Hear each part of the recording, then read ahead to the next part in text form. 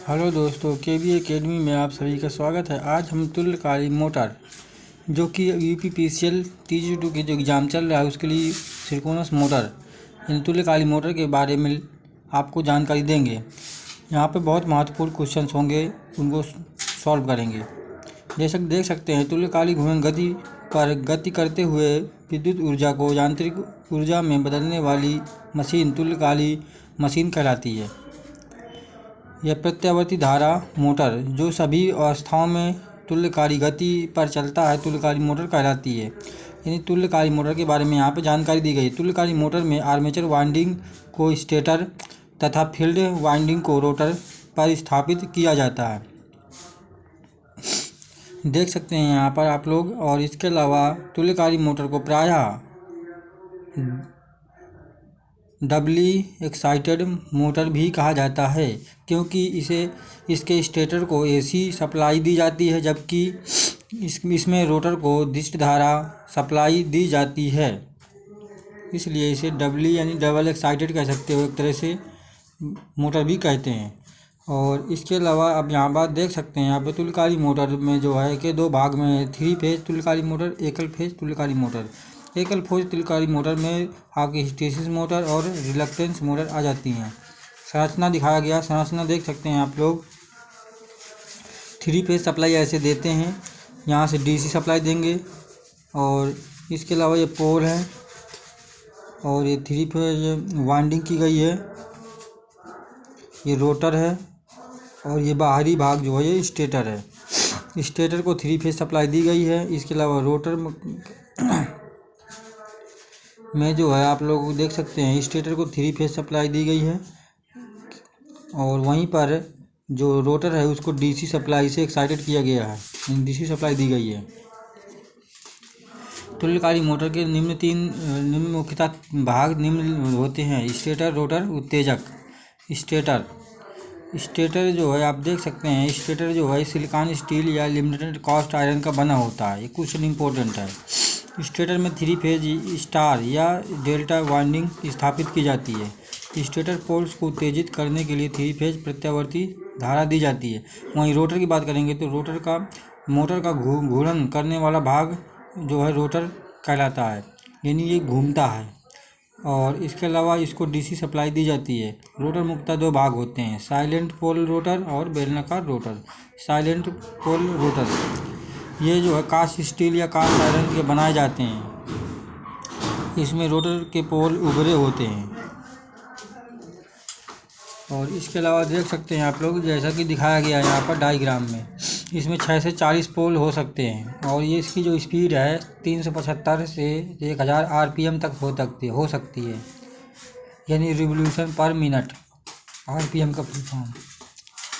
घूर्णन गति करने वाले हाइड्रो प्रत्यावर्तकों में किया जाता है इसका प्रयोग जो है साइलेंट पोल रोटर का प्रयोग। साइलेंट पोल रोटर का प्रकार, जो साइलेंट पोल प्रकार का रोटर का व्यास जो है अधिक और लंबाई कम होती है। याद रखें, पूछा जाता है, ये बहुत इंपॉर्टेंट क्वेश्चन है। यह रोटर गति करते समय अधिक शोर उत्पन्न करता है। ये इसका एक नुकसान है, हानि एक तरह से कह सकते हैं, शोर उत्पन्न होता है इससे। इसका जो रोटर का जो व्यास होता है अधिक और लंबाई कम होती है। बेलनाकार रोटर में जो है बेबी कास्ट स्टील के बनाए जाते हैं। और देख सकते हैं इसकी स्पीड जो है 1500 से 3000 RPM तक होती है। स्टीम या गैस टर्बो प्रत्यावर्तकों में होता है इसका प्रयोग। इसमें पोलों की संख्या 2 से 4 तक होती है, यानी इसमें पोलों की संख्या कम होती है। और साइलेंट वाले में 6 से 40 पोल तक हो सकते हैं। वहीं पर बेलनाकार, ये हम आपको बेलनाकार रोटर के बारे में जानकारी दे रहे हैं। बेलनाकार प्रकार के रोटर का व्यास कम होता है इसका, और लंबाई अधिक होती है। जबकि साइलेंट वाले में व्यास अधिक था और लंबाई कम थी, उसमें ध्वनि बहुत अधिक उत्पन्न होती है। यह रोटर गति करते समय शोर कम उत्पन्न करता है, समझ सकते हैं आप लोग इसको, इसलिए ये अच्छा होता है। उत्तेजक एक्साइटर, रोटर फील्ड को उत्तेजित करने के लिए उत्तेजक का प्रयोग किया जाता है। रोटर फील्ड को जो है उत्तेजित करने के लिए हम एक्साइटर का प्रयोग करते हैं। रोटर का उत्तेजित करने के लिए DC प्रदान की जाती है। इस हेतु DC शंट या कंपाउंड जनित्र का प्रयोग करते हैं। उत्तेजक हेतु सर्पी वलय, स्लिप रिंग द्वारा दिश धारा प्रदायी वोल्टेज प्रदान की जाती है। उत्तेजक के लिए सर्पी वाले स्लिप रिंग लगा करके हम डीसी सप्लाई वोल्टेज प्रदान कर सकते हैं एक्साइटर के माध्यम से। एक्साइटर हेतु जो है स्लिप रिंग लगा करके हम डीसी सप्लाई वोल्टेज प्रदान कर सकते हैं। और वही उसी पर डीसी शंट या डीसी जो आपका डीसी कंपाउंड जनित्र का प्रयोग भी कर सकते हैं। तुल्यकारी मोटर का जो है कार्य सिद्धांत बताया गया है यहाँ पर।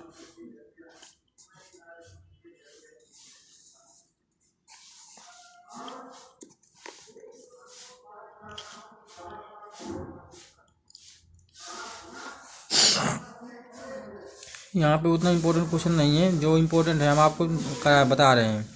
तुल्यकारी मोटर की गति देख सकते हैं आप लोग, NS बराबर 120 F है। घूर्णन गति के बारे में F/P इससे क्वेश्चन पूछा जाता है। N घूर्णन गति होती है, F जो सप्लाई फ्रिक्वेंसी, और सप्लाई फ्रिक्वेंसी 50 हर्ट्ज ही रखा जाता है भारत में। इसके अलावा आप लोग देख सकते हैं यहाँ पर तुल्यकारी मोटर का उत्तेजना का प्रभाव, excitation effect on synchronous motor. उत्तेजना के प्रभाव द्वारा तुल्यकारी मोटर अग्रगामी, पश्चगामी या इकाई तीनों शक्ति गुणक पर जो है कार्य कर सकती है। इम्पोर्टेंट क्वेश्चन है ये, बहुत इम्पोर्टेंट पूछा जाता है।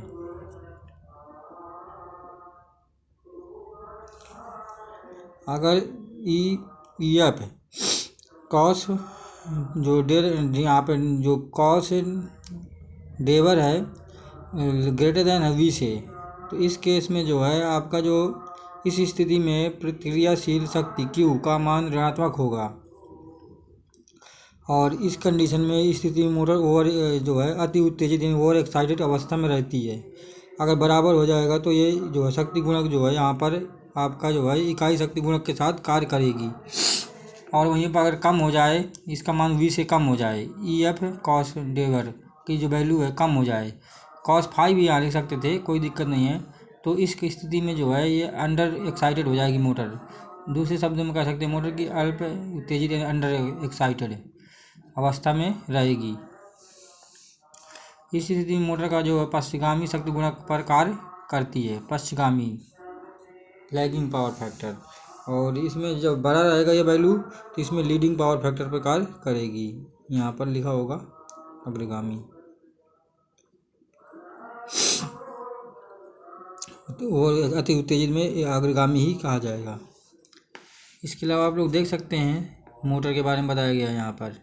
आर्मेचर प्रतिक्रिया के आधार पर सिंक्रोनस मशीनों में अंतर।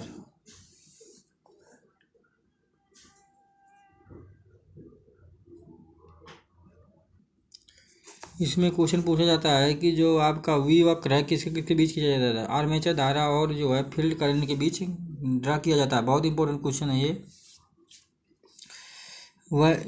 यह वक्र क्षेत्र धारा और आर्मेचर धारा के मध्य खींचा जाता है। पहला क्वेश्चन यही इंपॉर्टेंट है।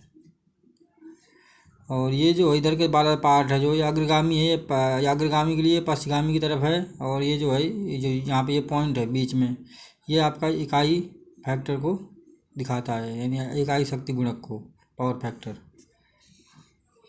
उल्टा वक्र जो है आपका इन्वर्टेड V वक्र कर्व जो होता है वो पावर फैक्टर और उत्तेजन धारा के बीच खींचाता है, यानी एक्साइटेशन करंट और पावर फैक्टर के बीच ड्रा किया जाता है।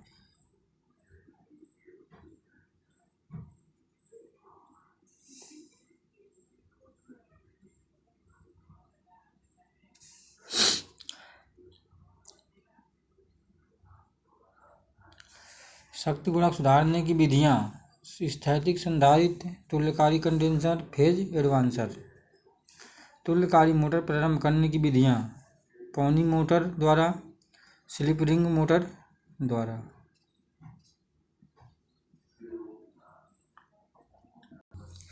और तीसरा डैम्पर वाइंडिंग द्वारा।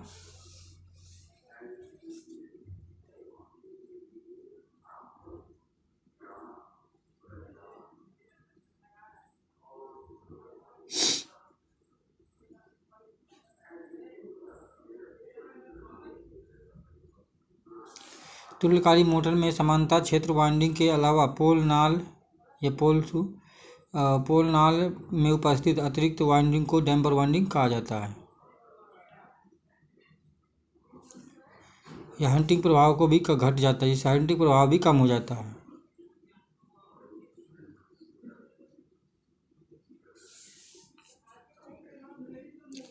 हानियाँ भाई यहाँ पर तुल्यकालिक मोटर में लाभ हुआ हानियाँ।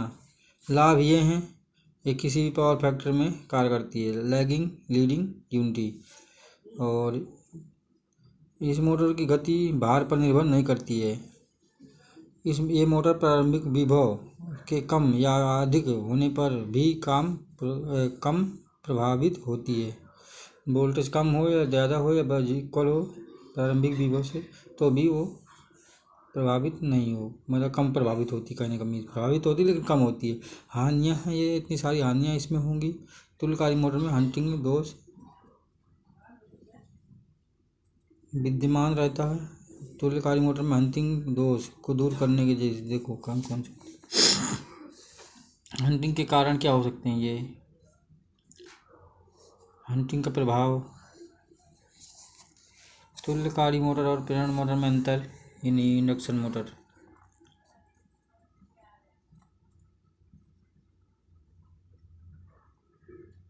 इसके अलावा जो महत्वपूर्ण प्रश्न है, ये आप देख सकते हैं, परीक्षा उपयोगी महत्वपूर्ण तथ्य ये। इस तरह से ये जो डीसी जो सिंक्रोनस मोटर का है, हमने उसके बारे में आपको जानकारी दे दी। और मिलते हैं नई वीडियो के साथ। अगर वीडियो हेल्पफुल लगे आप लोगों को तो आप लोग जो है हमारे चैनल को सब्सक्राइब करें। जैसे यहाँ पे लिखा है, तुल्यकालिक मोटर स्थिर गति पर चलती है। तुल्यकालिक मोटर अग्रगामी पश्चगामी इकाई किसी भी पावर फैक्टर में ऑपरेट होती है, कार्य करती है।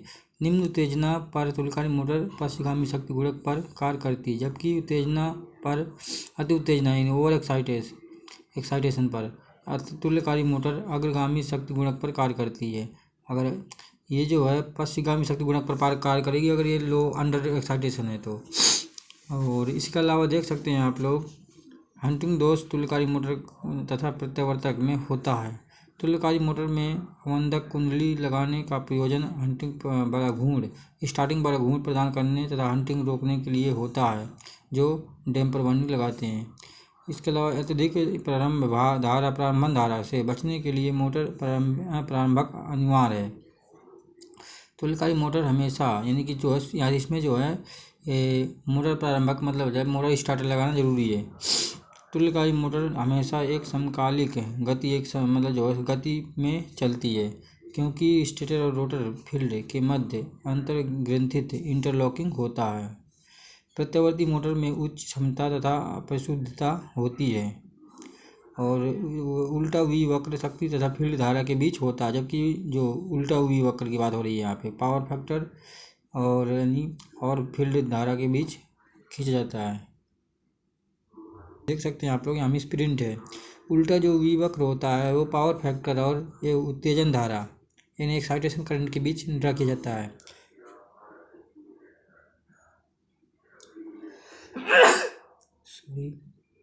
Sorry guys. और वहीं पे जो वी वक्र की बात करेंगे जो सीधा वाला, तो वी वक्र जो है आर्मेचर धारा और फील्ड धारा के बीच खींचा जाता है। यहाँ पे थोड़ा सा मिसप्रिंट है, इसको सही कर लेंगे। चलिए मिलते हैं नई वीडियो के साथ। जय हिंद, जय भारत।